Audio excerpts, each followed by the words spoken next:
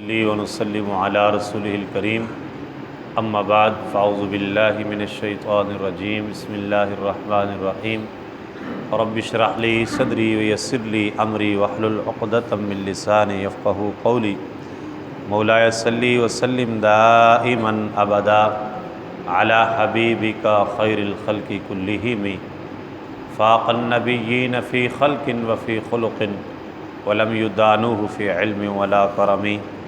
قال اللہ تبارک و تعالی فی القرآن المجید لتبلون فی اموالکم وانفسکم یقیناً تم آزمائے جاؤ گے اپنے مالوں سے اور اپنی جانوں سے وَلَتَسْمَعُنَّ مِنَ الَّذِينَ أُوتُوا الْكِتَابَ مِنْ قَبْلِكُمْ وَمِنَ الَّذِينَ أَشْرَكُوا أَذًى كَثِيرًا اور یقیناً تم سنو گے ان سے جنہیں دی گئی کتاب تم سے پہلے اور ان لوگوں سے جنہوں نے شرک کیا اذیت دینے والی بہت باتیں وَإِن تَصْبِرُوا وَتَتَّقُوا فَإِنَّ ذَلِكَ مِنْ عَزْمِ الْأُمُورِ اور اگر تم ان دل آزاریوں پر صبر کرو اور تقوی اختیار کرو تو بے شک یہ بڑی ہمت کا کام ہے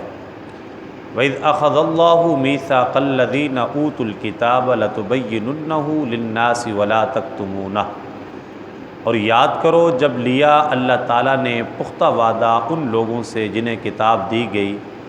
کہ تم ضرور کھول کر بیان کرنا اسے لوگوں سے اور نہ چھپانا اس کو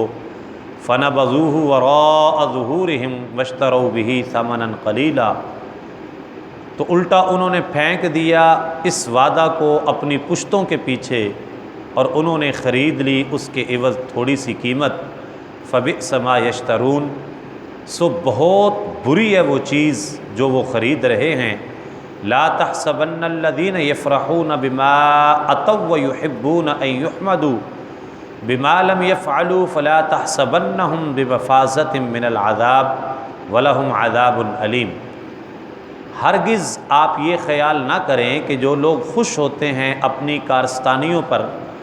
اور پسند کرتے ہیں کہ ان کی تعریف کی جائے ایسے کاموں سے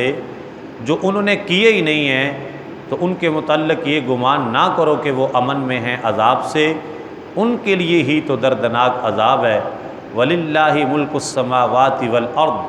اور اللہ ہی کے لیے ہے بادشاہی آسمانوں اور زمین کی وَاللَّهُ عَلَى كُلِّ شَيْءٍ قدیر اور اللہ تعالیٰ ہر چیز پر پوری طرح قادر ہے۔ یہ سورہ آل عمران کی آیت نمبر 186 سے لے کر 189 تک ہم نے پڑھی ہیں۔ ایک تو یہ بتایا گیا اہل ایمان کو کہ مدینہ پاک کی جو غیر مسلم آبادی ہے آپ یہ مت سمجھیں کہ آپ ان سے محفوظ رہیں گے، انہوں نے آپ کو مالی جانی نقصان پہنچانے کی کوشش کرنی ہے۔ مدینہ پاک میں اکثریت یہودیوں کی تھی اور اکثریت بئی معنی کہ جتنے بھی معاشی وسائل تھے ان پہ ان کا قبضہ تھا جیسے آج بھی ہے۔ تو وہ مدینہ پاک کی جتنی مین مارکیٹس تھیں، بازار تھے، جتنی ٹریڈ تھی وہ یہودیوں کے ہاتھ میں تھی۔ تو ظاہر ہے کہ معیشت کا کنٹرول جس کے پاس ہوتا ہے تو وہ پھر اس سے جائز ناجائز فائدے بھی اٹھاتا ہے۔ تو یہ بتایا گیا کہ یہ لوگ جو ہے آپ کو جانی مالی نقصان پہنچانے کی کوشش کریں گے، آپ نے اپنے آپ کو سیو بھی کرنا ہے لیکن باقی ہما کوئی ایسی غیر اخلاقی اور معیار سے گری ہوئی حرکت نہیں کرنی جس سے آپ کے دین مذہب یا آپ کے اخلاق کردار پہ حرف آئے۔ دشمن کا مقابلہ ضرور کرنا ہے لیکن کسی بھی قسم کی کوئی شکستہ حرکت جو ہے وہ نہیں کرنی ہے۔ اور آگے یہ بتایا گیا کہ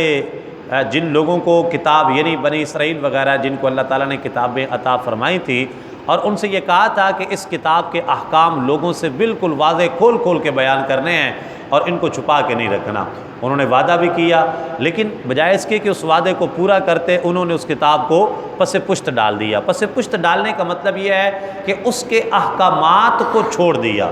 جو اللہ کی کتاب حکم دے رہی تھی اس کے الٹ چلنا شروع کر دیا اور اس کے برعکس سارے کام کرنے شروع کر دیے۔ اور چند یعنی کہ اگر کوئی مثال کے طور پر کوئی بڑے کسی خاندان کا یا کوئی بڑا آدمی کوئی غلط کام کر لیتا، خلاف شرع کام کر لیتا اور پھر ان سے فتویٰ لینے آ جاتا کہ جناب اب یہ کام ہو گیا اب اس پہ فتویٰ دیں، تو وہ کیا کرتے کہ اس سے پیسے لے کے تو وہ وہاں پہ فتویٰ چینج کر دیتے، وہ جو لکھی ہوتی کتاب اللہ کے اندر کوئی آیت لکھی ہوئی ہے، کوئی حکم لکھا ہے، یا تو وہ صفحے جوڑ دیتے آپس میں اور کہتے کہ اس کا یہاں پہ حکم ہی نہیں ہے، ٹھیک ہے یہ جائز ہے، یا ان میں کوئی تحریف کر دیتے، رد و بدل کر دیتے، اپنی طرف سے چینج کر دیتے، تو اس کے لیے جو ہے نا وہ حکم کچھ اور آ جاتا۔ تو اللہ پاک نے فرمایا کہ بجائے اس کے کہ یہ لوگوں تک اللہ تعالیٰ کا پیغام واضح طور پہ پہنچاتے، انہوں نے چند ٹگے لے کے اور اس کو کیا کیا، تبدیل کرنا شروع کر دیا۔ تو فرمایا ان کی یہ تجارت بڑی خسارے اور گھاٹے والی ہے، بہت بری چیز ہے وہ جو خرید رہے ہیں، یعنی چند پیسے لے کے تو اس کا جو ہے وہ چینج کر دینا حکم شرع کو، تو یہ انتہائی ان کا گھاٹے کا سودا ہے۔ اور فرمایا کہ وہ لوگ جو انہوں نے کام کیا ہی نہیں ہے اور اس پہ ان کی تعریف کی جاتی ہے اور وہ خوش ہوتے ہیں کہ جی ہاں جی ہم نے اب جس طرح وہ چینجنگ کر رہے تھے اور ان کو آ کے کہا جائے جی آپ بڑی دین کی خدمت کر رہے ہیں، وہ کہے جی بالکل جی ہم بڑی دین کی خدمت کر رہے ہیں جی، بڑا ایسا ہے۔ تو فرمایا کہ یہ لوگ جو ہیں یہ